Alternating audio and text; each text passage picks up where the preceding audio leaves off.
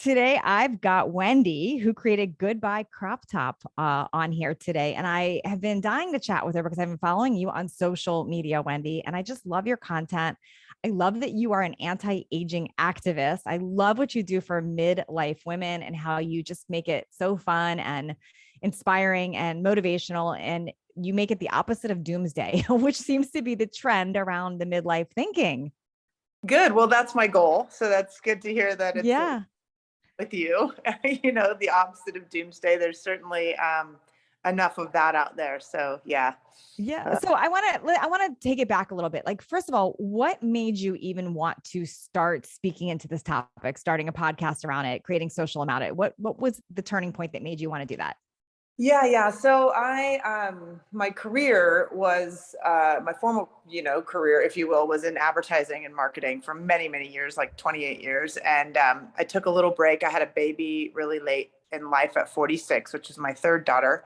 And I took a beat after that. And I've always loved to write, and I've always loved style. And I just said this in another interview that, under my bed has always been stacks of style and fashion magazines next to my short stories and poetry and copious notes that I always, like to do in my spare time. And I was looking in my late 40s for any kind of, you know, inspiration or pick me ups or that kind of thing about around style. And what I was finding out there 5 years ago, it'll be 5 years in November since I started Goodbye Crop Top, was either, doomsday on either side. There was sort of this chasm in the middle. And one side was, I can't look my age. How dare I look my age, and I'm going to try to look 30 and be 30. And then the other side of it was,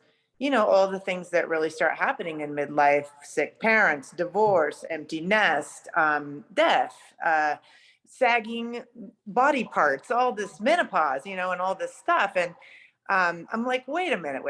There's this place for us that was not being recognized. And I just decided to start writing about it and speaking up about it because I personally was feeling my best in my late 40s. So, and my So when you were feeling your best in your mid 40s, did you have moments of questioning feeling your best because of what people talk about with midlife and aging? God, I mean, I don't want to sound look, my life's not perfect. It wasn't then, it isn't now. I have my challenges. That's not the point really, but no, like I really was feeling so good about and empowered and smarter and better. And Mm, I hang around with beautiful people who I never leave feeling bad about myself. I don't go down the rabbit holes of, oh, I wish I had this or that, or comparing myself. yeah. And I didn't always do that, but I definitely was doing that, later in life. So yeah, I mean, I have my moments, God, of course, but I felt really good. And my girlfriend said to me after a hike, Wendy, not all of us feel this way, Mm. we're struggling, and you should talk about it. And at the time, at least from what I could find, there wasn't a lot out there. Now there is, and it's the voice is getting louder, and Mhm. I'm happy about that because that's what we all Yeah.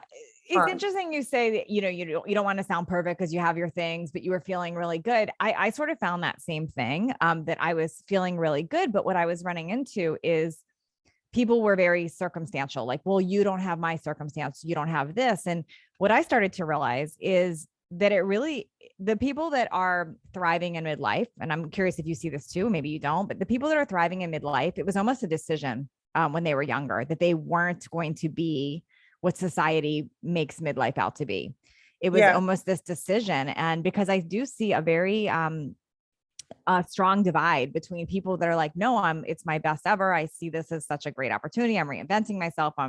You know, I feel more free. I feel all these things. And then you see this other side that they go through depression and anxiety and all of the other things. of And course. what I find is there's so much in there that's a decision that came earlier. I think everything is a decision, right? Of course. But behind that decision has to be your will and what you're doing and what you're looking for. And I've never been that person to look for a quick fix Mm-hmm. or a solution in a body cream, or I've never been that person. So yes, everything is a decision, but then how are you backing that decision? And I know there are varying levels, many different levels of depression and sadness and all stuff. So I really want to put that caveat on there. I know some people are in really dark spaces, and Yes. that's very real. So we're generally speaking here about making this decision. And I think, yeah, I mean, I made a decision, probably in my mid to late 30s, to just not let it bother me. I mean, you start to notice the psychology, the psychological manipulation that's going on, from the patriarchy, quite Yeah. honestly. Like, and I'm like, I'm not buying into that. That can't feel better, right? Yeah. So what does, and what does that look like? And yeah, so I would say I definitely was insecure in my 20s. I still have my moments of insecurity. All do, we are human, but yeah, I think I started thinking about that a long time ago. How do you think having, because you said you mentioned you have 3 kids, you had one later. Do you think that helps keep you young too, having young kids like that, or having a young kid? I don't know. I'm feeling she either keeps me young or she's making me really old, really. Like, at 54 with an 8-year-old, that's a whole other Yeah. podcast. But yeah, I think it keeps me young. I think it's it is a mentality. And I say this often, but I've had some big losses in my life of people, human beings. And I know that that's not what I want.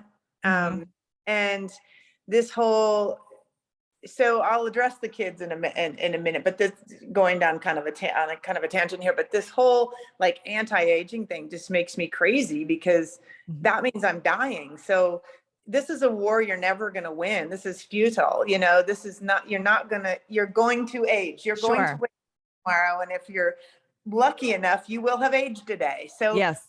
what are you going to do with that? Right. I mean, but yeah, I think I have 3 daughters, and that's a whole interesting topic in and of itself, like I said, but yeah, they keep me young, and they also keep me really motivated to set a good example, and to leave a footprint here that says, you have something to look forward to if you want to make that decision and back that decision with the right measures. Yeah.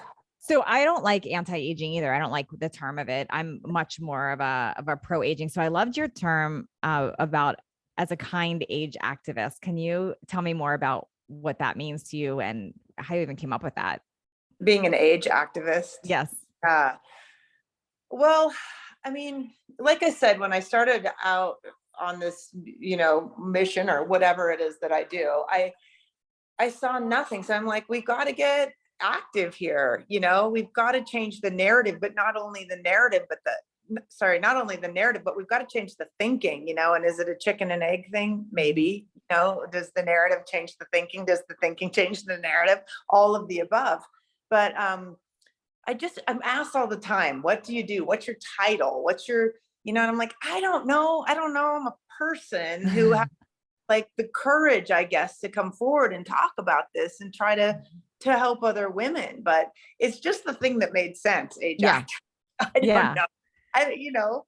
Yeah. Well, I love it because traditionally so much you see online in our age range space is the fighting of the age, like the fighting of it. It's either, everybody has their own life of what they choose to do there. But to me, that never felt uplifting or motivating to watch people talking about how to, basically just completely stop it. And it's interesting because I have 2 books out in stores, and my second book, I actually cringe at the title when I know what I meant when I did the title and when I wrote the book, and this information's still good, but I think so differently now, because my title of my book is Aging in Reverse. And if I could do it again, I would title it something different, because I don't actually want to age in reverse.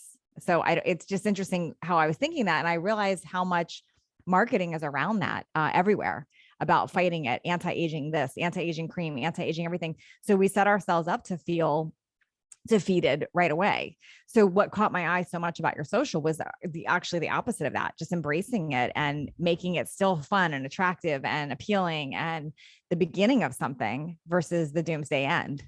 Well, thank you for that. Yeah. And that's exactly what I'm trying to get across, is that, it is the beginning of something, and every day is the beginning of the rest of your life. So, if you wake up with that mentality, and it's never too late. Like, that's another thing I say is, look at all these people around us, and that are doing, getting master's degrees in their Mm-hmm. field, or changing jobs. And I know that's still hard. That is hard, because Mm-hmm. advertising we're at 54. I would have been like, grandma, I mean, like, get out of here, Yeah. with 28-year-olds making decisions. And hopefully that's getting better, and with all of this Mm-hmm. and getting louder, hopefully all of that's changing. But yeah, I mean, it's a new chapter. And I think, you know one, you cannot fall prey to, like I said, this manipulation that's going on with the media, and everywhere you look younger, feel younger, be younger. It is not in a bottle. It is not in a pill. It's not. Mm. It's in you. And the things that make you feel good are free. I mean, move. Mm. You're a health expert, nutrition. Like, move your body, drink your Yes. water, have Yes. some spiritual practice, and I Nourish say, your food. Yeah. Nourish your body with your food. Yes. nourish your mind, keep your Yes. mind stimulated. And then, like, a really important one is, who are you hanging around with? Why Oh, are so good. you so bad about yourself, right? So good. I don't have a friend that I leave. I don't Yeah. have that I walk away from. I have so little time anyway, that I don't feel better, and I hope they do too. I hope the reciprocity is there, that we both feel good. But what are you reading? What are you looking at? Who are you hanging around with? And just change that. So good, I, Wendy. You know what's yeah, interesting too? I don't know how you feel about this, but when I look at somebody that's my age or older that I find attractive, it's not a physical attraction. It's something about them that's captivating, because I'll look at a woman that has wrinkles and they're gray or whatever. It doesn't matter. It's who they are that makes them actually attractive. And then I'll see the opposite. I'll see someone who's call it their 70s, and they've had all the work done on their face, and they're not happy, and they look just like they're really old with a lot of work done. It's like a different, but I find what I'm drawn to, what I find is attractive, is that person that's living all those things that you said, when they've just really embraced it and they're really enjoying their life and they're not letting it define them. yeah, it's so true. I mean, the skin deep thing is really true. And I find the same thing. I mean, I'll look at someone and go, wow, that person's beautiful. And, Mm-hmm. the Yeah. person next to go, I don't see it. I'm like, I don't know. I can't help you. So what's funny to me is when someone says to me, and you probably get this too, if they say you don't look or you don't act your age. And to me, I know they mean it as a compliment, but my initial thought is, well, what's it supposed to look like? That's how conditioned we are. Like, why do they think we have to look or act a certain way because of the age we are? Like, Yeah, it's not a compliment for me to think I was a lot younger because of that. I'm like, no, let's redefine this. Like, how do we have more women that are in our age range experience that we should define what that looks like and what that is. exactly. What does that even mean? I don't know. I mean, I don't even think about my age. I honestly don't. I just don't. I feel good. Mhm. I don't. And a lot of what you just said, comes from comparing yourself. And someone just asked me, who's your competition? I'm like, I don't know. I There's don't no know. comment. Well, I don't Yeah. know. Yeah. Probably the, definite sector of, I don't know, because I don't look around. I just Yeah. I make sure I'm doing what feels good in my heart and what I think will help. And I go to sleep at night, and I Yeah. don't look around, because it's that old quote, which is so overused now, but Theodore Roosevelt, that comparison is the thief of all joy in every direction. It will, True. of your life. True. Comparison is toxic. So, yeah, How did you come up with this, the name, that cute name, Goodbye Crop Top? And tell me your feelings on it. Like, what are you really like, there's no, women should not be wearing crop tops, or is it more just that, like, I'm just curious, that it's such a cute name, and what does it mean to you? And what do I you wear want it to mean to people? I wear a crop top sometimes. It's to be funny. It's intended to be funny, and a metaphor Yeah. of, maybe a slight suggestion of what to let go of, what to hold on to as we move into the next Uh-huh. chapter. I don't care if you. I came up with it because uh, I pulled something of my daughter's out that I thought was my daughter's, and it was my top from the drawing someone else had put in there, and I went, oh my god, crop top! It's now a crop top. I Yeah. goodbye to those, and I was in the process of sort of birthing this, and I went, oh, that's kind of funny. Goodbye It's crop. really good. And I ran it by a number of, people from my old marketing world, and a couple of them went, no, no, no, no, no. You need to do more like conservative. And then No, I love it. I'm like, just go for it. And it's kind of catchy. So it's intended to be funny, definitely not serious. And most people are getting that now. In the beginning, it was like, hey, just like, what are you telling? I'm like, no, no, no, no. It's supposed to be funny. If you scroll through my feed, you'll see me in a couple of not extreme crop tops, but maybe an inch or two. Yeah. So that's how I came Talk into it. talk to me a little bit about your kind of your advice and your rules on style. Cause I do think women struggle with that. I'm going to struggle. I struggle with it too. Like for me, I feel young. I feel just like you. I don't feel what people traditionally put as age 51. I feel really good. And I want to dress like my daughter sometimes. I just do. Like she's 15 and she laughs at me and makes fun of me when I do it. And so I get that in my head sometimes too. Like what should I be wearing, or what's the ideal for my age? And then I have my mom's voice in my head from when I was younger that would say things like, be age appropriate. You shouldn't have long hair, all those things. I'm just curious your thoughts on style in general, and what do you want women to know about it so they can look and feel their best? There's so many things. I mean, I could go on and on about this, but I don't know if you saw the recent uh, video Iris Apfel did, and she just said, I loved it. I saw it. Yes. fashion is a business and style is personal. They're two very different things, right? You can buy fashion. Anyone can buy fashion. You cannot buy style. You cannot purchase it. It is, and that's why I always say style is substance, right? And Mm. there's so many different tentacles from that.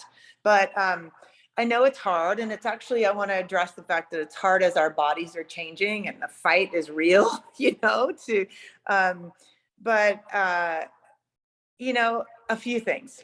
Less is more, quality over quantity every time. Um, Pick one thing, whether it's a ring or a necklace or a bright pair of shoes. Pick one thing. Is what I like to What do you see. mean pick one thing? Like one thing is a One, staple thing? one statement piece. I think people Okay. like every ornament on the tree, and it's like, whoa, I can't even. I know what you're talking about. Yeah, so less is more all the way around. I mean, I have a list of staples I think every woman would benefit from having in their closet, because you can add on from there. Dress for yourself, don't dress for other people. I mean, there's certain trends I'm like, that looks great. That does not feel comfortable on me. And I feel there's like nothing. some of these Little House on the Prairie dresses that are in all the stores right now does not work on me. I know that for sure. Yeah, Doesn't there's really. I'm 5'10" and like not small. It didn't no. But you know, if you put it on and you don't, and you go, that's not, even a smidge of you is thinking that does not feel good, Mhm. you'll fix it. You'll walk in a room, everyone will know you're not comfortable in what you're in. Everybody benefits from you wearing things that make you comfortable, That's actually a really great tip right there. I don't want to let that go unnoticed. That's actually because I think that's very common. We put something on like it's in style. We should be wearing this. This is what I should be. And we feel a little uncomfortable. And then we buy it anyway because of that. And then you're right. You walk in a room and you're uncomfortable and tugging at it the whole time. You're exactly right. That's a great I, tip. I think whatever puts a spring in your step, you should wear that. And I wrote an essay a couple of years ago about Thanksgiving, and like everyone feels like they have to dress like they're going to a fox hunt, with like the furry gloves and the orange sweater and the whatever. And no, if you want to wear a black slip dress to Thanksgiving and that makes you feel good, wear it, because you'll be, in a better mood. You Yeah. won't, because I remember back in my early 40s and late 30s, I always host Thanksgiving. I love that holiday, and looking for the perfect Thanksgiving Hmm. autumn colored, Yeah. Brown or orange or yeah, we all do it. Yep. like I just wear what you want to wear, I love that. So, You mentioned you had some staples. Are you open to sharing some of those? Like what oh should my every woman God, have? always. A crispy white shirt or 10. I think I have at any given time 6 different variations of a good white shirt. Okay. So you mean like t-shirt or blouse or just Well, that's solid? different category. This is Okay. like, one oversized, like maybe a Brooks Brothers white men's shirt, Okay. that you can tie up or French tuck or wear over whatever. And then there's a brand I love called Frank and Eileen. and I love the woman behind. I just love everything about them. But they have the best white shirts. Xirena, Xirena. I think I'm saying that right. The best white shirts, button downs. Talking about Okay. white.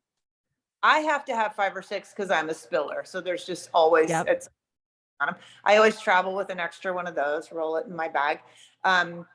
That is a must for me. Good white t-shirts. 1 or 2 of those. A good black t-shirt. A solid black turtleneck. You cannot ever go wrong with that. A black blazer, some kind of houndstooth blazer, and I like to have a white blazer. Okay, I'm just realizing I have not one of these things that you've said, so I have some work to do. That might explain a lot. Denim's really personal, but good Okay. denim, like vintage denim. I like repurposed denim. And so that, I think if you start there, like there's most women can get rid of in their closet and just go, okay, I'm starting with a fresh palette, right? And then I have in my closet what I call the fairy section, the fairy dust section. Okay. And maybe a glittery kimono that I love that's vintage. I have my turquoise pieces. I have I like watches. I like antique watches. I have a couple of those. I have That's like that would be like your staple piece. Like you're saying, if you were to wear one, that would be the thing you'd wear that day. Yeah. Okay. I like so I have a couple of hats. And everyone can find what they're drawn to there, I think, whether it's gold or turquoise or whatever. I like a little bit of everything. So you have your fairy dust section. And then for shoes, if I could live in flip-flops every day of my life, I would. And I love flip-flops and a blazer or a sweater. Oh, wow. Yeah. All year round, like big baggy jeans and black flip-flops and a big cashmere sweater. But, usually if you're wearing cashmere on top, you need a boot on the bottom. I love good sneakers, a good sneaker, a good flip-flop, a good boot or 2, couple good cashmere sweaters, and you're off. Yeah. I mean, a good black dress, a red dress. It's really sticking what you said too about just one staple piece, not over. I remember my mom probably still does it. She would always have her purse, her lipstick, and her handbag. Her purse, her shoes, and her lipstick always matching. So if you like red at all or pink. So I always laugh when I'm putting stuff together and I'm already going to the matchy thing. But I like your idea of just one staple piece. Like you have fun shoes on or you have fun necklace on, like that's the thing, and everything else you can keep neutral. Yeah, exactly. Yeah, I love that. What do you want? But hey, and I should say this, if you like to drape on 64 necklaces and a headband and sparkly shoes and 10 rings, wear that. Okay. Because it goes back to own it. Yeah. If it feels you and you want to, yeah. So I was just going to ask, is there anything women should not be doing? But it sounds like the only thing you're going to say is that if you feel uncomfortable in it, because everybody else will feel it. I really think that. I mean, if you fit and you feel comfortable in it, by all means wear it. And I mean that. Like I can look at all different types of style and I don't turn my nose up at anything, at all. I mean, if anything, and I wouldn't turn my nose up at this, but if someone was fidgeting around going, what should I would go, let's get you out of the fidget mode and into some things that are comfortable for you. But I respect all kinds of style. I want to be very clear. I mean, you're asking me staples for the closet. To me, that's a good starter kit. It might not be, to Iris Apfel, that would be so boring. Yes, because she's fascinating. I love that. I remember just looking at her post recently. Yeah. Yeah. Dude, and she's 101, right? She's 101. Yeah. Yeah. Okay. As I'm talking to you, not everyone sees this on video, but you've got these great glasses on. Any advice on that, on finding the right frames for yourself? Because most women our age are wearing glasses or have them, at least for reading glasses. Well, I have a lot to say about that too, but I have horrible eyes. I have since grade school. So I wear progressive lenses and I'm not a good candidate for contacts. I have to wear like the one for reading and the one for distance. And I just could not a chance. I tried it for 30 days. Okay, I maybe tried it for 3 I did days. that LASIK and it was a big mistake. It completely screwed up my sight where you do the monovision. Yeah. So I still have to fix that on me.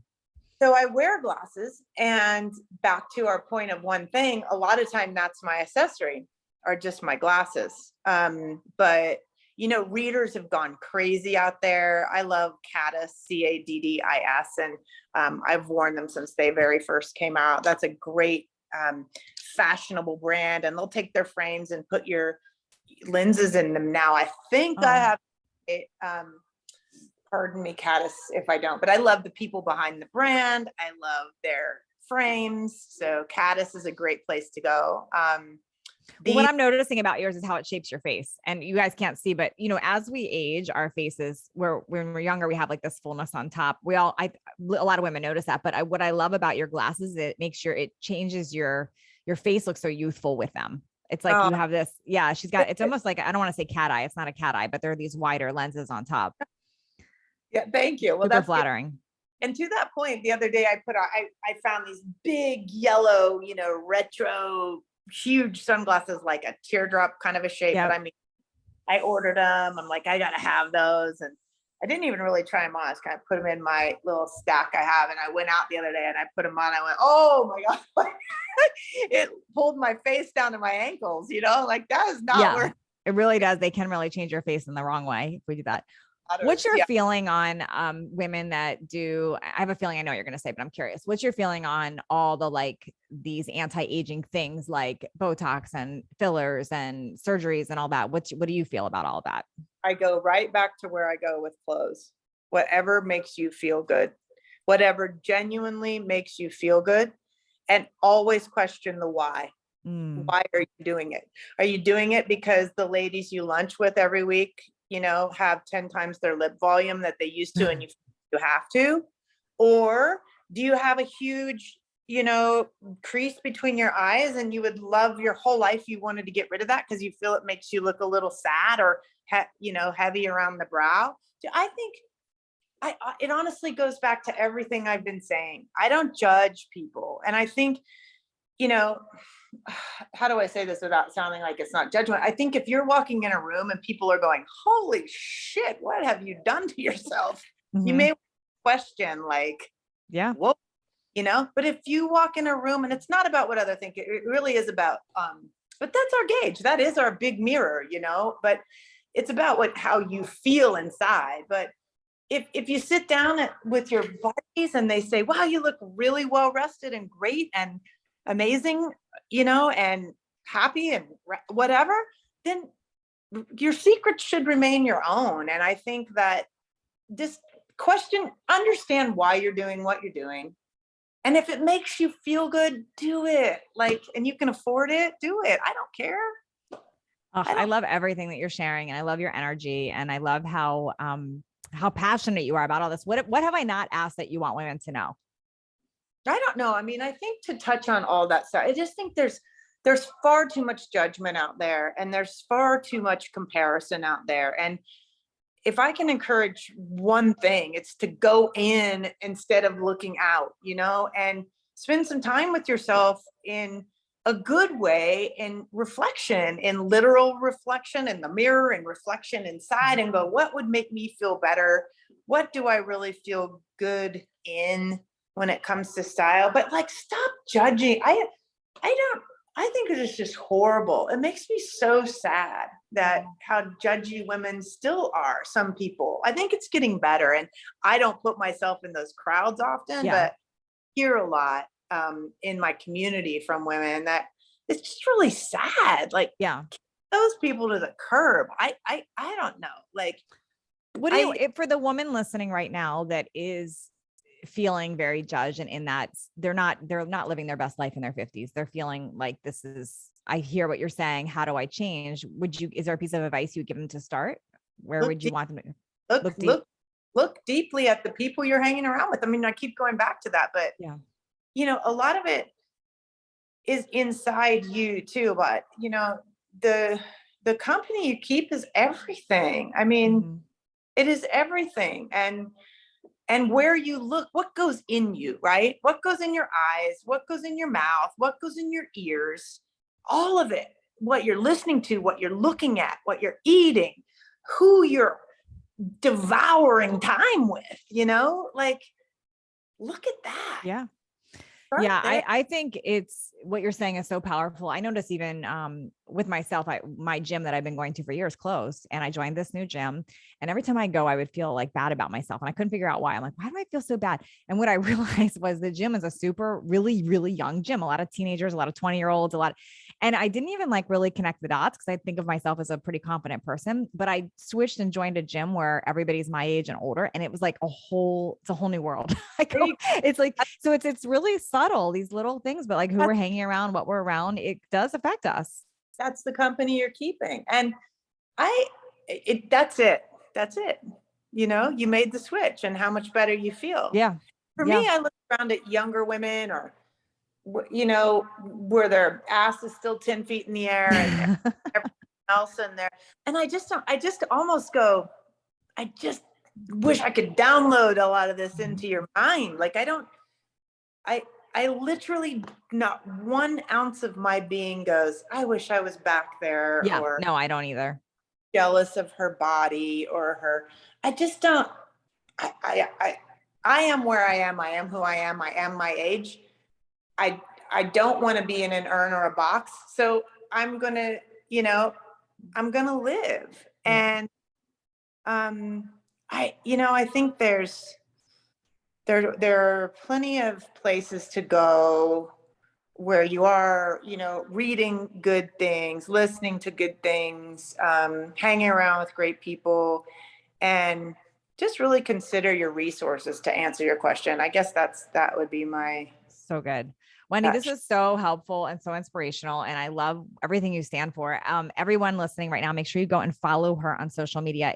Where is the main place you want them to go? Instagram to where? Yeah. Okay. And it's Goodbye Crop Top, correct? And then Yeah. tell us about your podcast a little bit so they can find you there too. Well, I started my podcast a few years back, and I was doing interviews with some pretty cool people. So there's 2 seasons of that on there, and then I took a break, and I came back with a 5-minute podcast that's on Mondays, and it's called Cropped Midlife Minutes, and it's 5 minutes of hopefully good, positive, like you said, enough doomsday out there. So good, positive words to send you forth into the week. Yeah. Love that. Wendy, thank you so much for being here. This was fabulous. I hope everybody listening goes and follows her. You will not be sorry that you did. Such motivating information. She's got great tips that she shares, and she is a midlife thriver like all of us. So thank you for doing this today. Thanks so much for having me. I'll talk to you soon.